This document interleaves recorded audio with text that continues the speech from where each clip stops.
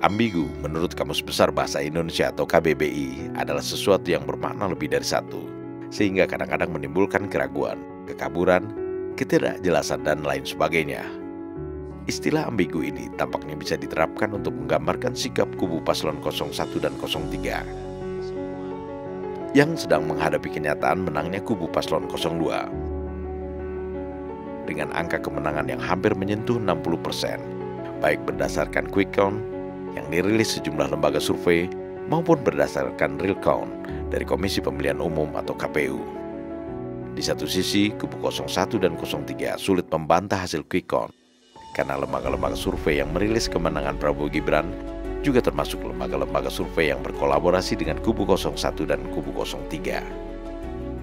Begitu pula update real count KPU pada 19 Februari 2024. Progres suara masuk sebesar 70,53%.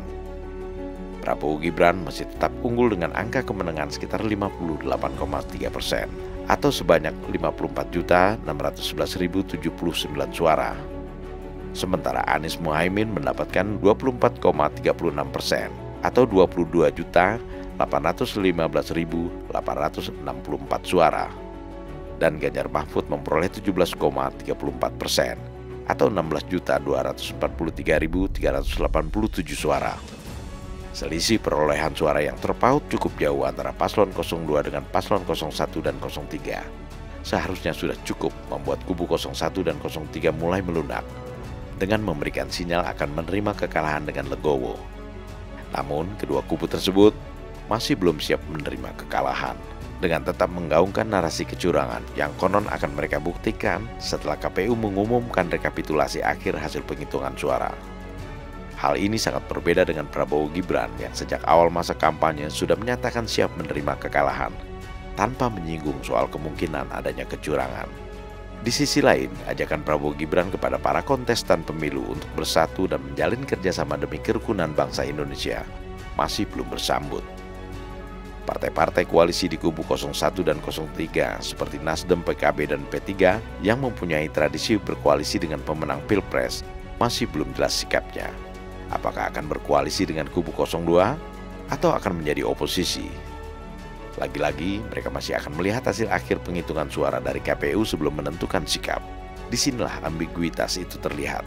Belum ada ketegasan apakah mereka siap berkoalisi atau beroposisi. Hanya PDI Perjuangan yang jelas-jelas menyatakan siap beroposisi sambil terus menarasikan kecurangan. Sikap PDIP ini bisa dikatakan paling ambigu. Di satu sisi, mereka tidak melakukan protes atas perolehan suara PDIP yang jumlahnya paling besar pada pemilihan anggota legislatif. Tetapi di sisi lain, mereka menarasikan adanya kecurangan pada proses Pilpres. Padahal pemungutan suara untuk Pileg dan Pilpres dilakukan secara bersamaan dan dihitung secara bersamaan pula. Ini adalah sikap ambigu alias berstandar ganda. Kita masih akan melihat sikap ambigu dari kedua kubu yang telah berhadapan dengan kubu 02 pada pemilu 2024 ini. Hingga rekapitulasi akhir dari KPU.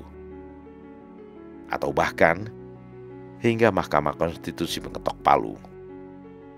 Mari kita tunggu dengan sabar dan hati serta pikiran yang jernih sampai semuanya jelas dan terang benderang.